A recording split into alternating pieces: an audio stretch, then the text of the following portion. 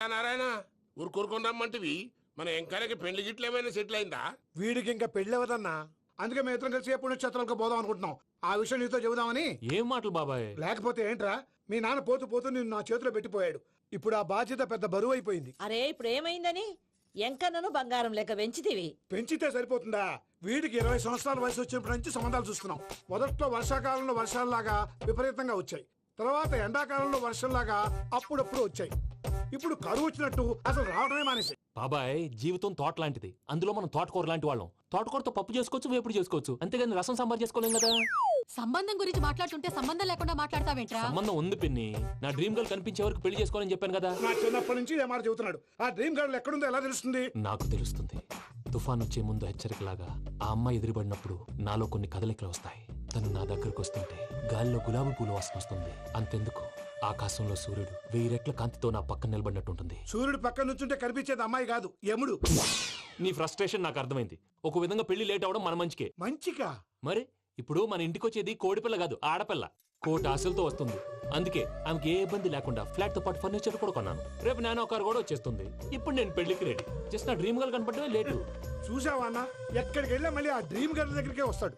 వీడికి జన్మలో పెళ్ళేయట్లేదు. ఇక మన పోదాం పదవే. నేను పరిశ్రమ కుక మన ఎంకన్న జాతకంలో దోషం గిట్లుందేమో జర చూపిద్దాం.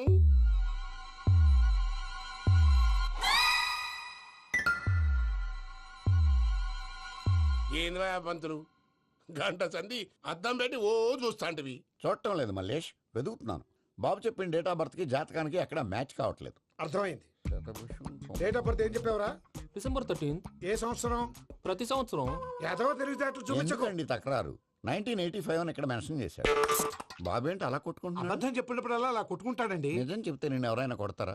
Why are you wasting my time? అసలు విషయం నేను చెప్తాను పంతులు గారు. మీరు ఆగండి, నేను చెప్తాను. ఏంటి అప్పుడు పుట్టావా? అప్పుడు పుట్టకూడదండి. ఎప్పుడైనా పుట్టొచ్చు. ఈ డేట్ అయినా కరెక్టేనా? నేను అబద్ధం ఎప్పుడు ఒకసారి చెప్తాను. ఓహో, అదొకటి ఉందన్నమాట. ఎప్పుడు సెట్ అయింది?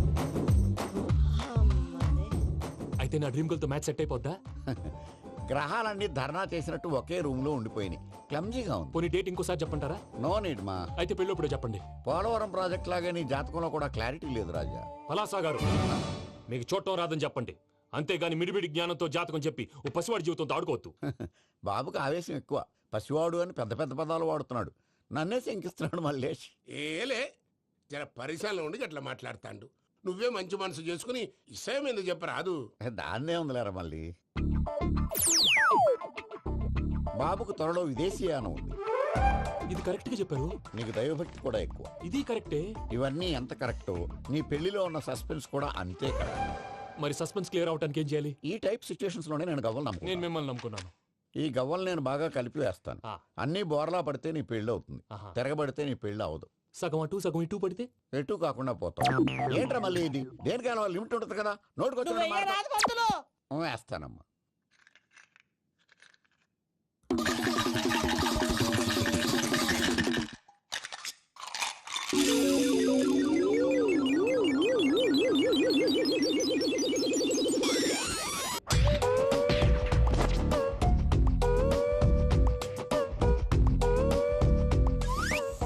పోదకూడదు బాబు. జాతకం మనం రాయకూడదు. ఆ. ఉన్నది చదువుకోవాలి. దీని అర్థమైంది పంతులు గారు. మీవాడు కూడా ఈ గవ్వలాగే ఒంటరిగా మిగిలిపోవచ్చు. అలాంటి మాటలు అనొద్దు పంతులు గారు. ఇంకోసారి ట్రై చేయండి. తప్పు బాబు. సృష్టికి విరుద్ధంగా ఏ పని చేయకూడదు. అది కాదు, ఇంతకు మీరు సరిగ్గా కలపలేదు. ఏం పెద్దమ్మా? పిల్లగాడు చెప్తున్నాడు కదా, ఇంకో పాలంటే ఏ రాదయ్యా. ఆవేశపడకండమ్మా, అలాగే వేద్దాం. ఏముంది ఇందులో? ఒకసారి కాపాడుతు లేస్తున్నాడు.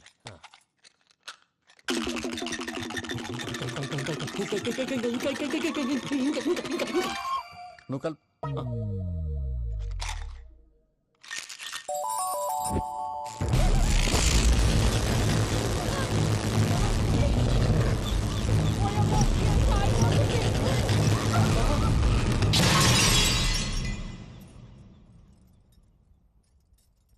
చూసావా, ప్రకృతి విరుద్ధమైన పనులు చేస్తే ఎలాంటి ఫలితాలు వస్తాయో. దానికి దీనికి సంబంధం ఏంటండి? నిజానికి జాతకం వల్ల లైట్లు పేలకూడదు. ఇల్లు పేలిపోవాలా? పంతులు గారు ఇప్పుడు ఏం చేద్దాం? ఒక్క ఫోటో తీసుకుందాం. నువ్వు కూర్చోమ్మా, గవ్వ కాంబినేషన్ కావాలి. ఎందుకండి? గవ్వ నిలబడ్డం ఎవరైనా చూసావా? పాలపంత వచ్చినప్పుడు వింత అనుకున్నాం. ఇది అంతకంటే పెద్ద వింత. ఫోటో జెంట్ చేసే ఇంక నువ్వు లేవచ్చు రమణ. త్వరలోనే ప్రపంచం అంతమైపోతుందని టీవీ 9లో చెప్తే నమ్మలేదు. ఈ పరిణామాలన్నీ చూస్తుంటే నమ్మాల్సి వస్తుంది వెంకటరమణ. ఈ జాతకుడికి పెళ్ళంటూ జరిగితే 1 నెలలో జరిగిపోవాలి, లేకపోతే జీవితంలో పెళ్లి యోగం లేదు. ఇంకోటి ఉందమ్మా, త్వరలో నీకు రాహుగ్రహ ప్రభావితుడైన ఒక కేతువుగాడు పరిచయం అవుతాడు. దాంతో నీ జీవితంలో పెనుమార్పు సంభవిస్తుంది.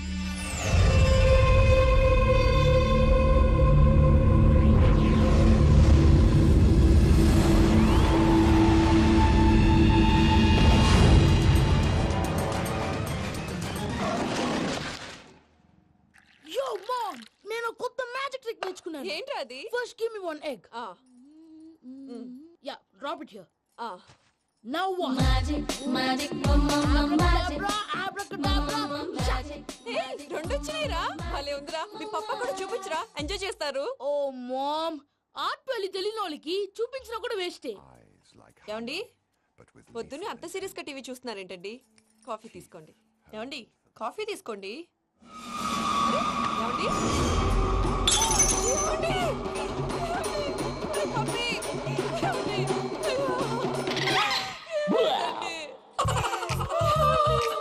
Oh, mama, what happened? ఎందుకు ఏడుస్తున్నావు? మీ పప్ప చచ్చిపోయాడురా. మనకు అన్యాయం చేసి వెళ్ళిపోయాడురా. అరే, ఇందాక టిఫిన్ కూడా పిక్కలాగా తిన్నాడు. హే మమ్మీ, ఎందుకు ఇంత ఏడుస్తున్నావు? నువ్వు ఏడిస్తే పోయిన బాబా తిరిగి వస్తాడా? Think practically mom. ఇప్పుడు బాడీని ఇక్కడే తగలబెట్టాలా, లేకపోతే ఇండియా తీసుకెళ్ళాలా? ఎనకండి హ్యాపీగా చచ్చిపోయారు. ఊరుకోరా, ఏం మాటలురా. రే, నువ్వు చాలా మ్యాజిక్ చేస్తావు కదా, ఏదో ఒక మ్యాజిక్ చేసి మీ పాపాని బ్రతికించరా. ప్లీజ్ రా మమ్మీ, ప్లీజ్ రా. అలా పడేసావేంట్రా? Mom please don't disturb me. ఇదంతా ట్రీట్మెంట్.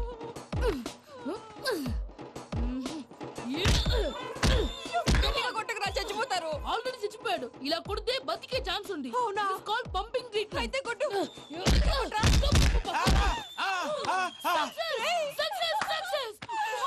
ఏమైందిరా? మీరు చచ్చిపోయారండి. వెంటనే పమ్మిగాడు పట్టు వదులుకుండా మీ గుండెల మీద గుద్ది మీకు ఊపిరి పోసాడు. ఇంకా సేపు తెలిసిన వాళ్ళు పోసేవాడు. వెంటనే ఈ విషయం పెద్ద నేను ఎవరైనా పెద్ద మనిషి ఆయనంటే 10 మందికి చెప్పడానికి. నువ్వేంట్రా, నేను చచ్చిపోయానని అమ్మ వెక్కి వెక్కి ఏడుస్తుంటే నువ్వు సైలెంట్ గా ఉన్నావేంటి? నేను ఏడ్చాను ఎంత పాపా. అబద్ధాలు చెప్పక నేను చూడలేదనుకున్నావా? చచ్చిపోయారు కదా, మీరెలా చూసారు? చచ్చిపోతే ఆత్మ స్ట్రైట్ గా పైకి వెళ్ళిపోద్దా? ఎవరు ఏడుస్తున్నారో లేదో చెకప్ చేసుకుని మరీ వెళ్ళిపోద్ది. అవును, పూజ లేచిందా? లేపమంటారా? పూజ అని లేకపోద్ది. తండ్రి లేని పిల్ల కాసేపు పడుకొని. అన్నట్టు రేపు ఇండియా నుంచి కళాకారులు వస్తున్నారు ప్రోగ్రామ్ ఇవ్వడానికి. మనం కూడా వాళ్ళతో పాటు బయలుదేరాలి. నేను చెప్పారు కదండి. మరి ఇక్కడ నిల్చున్నావంటే సమాధానం.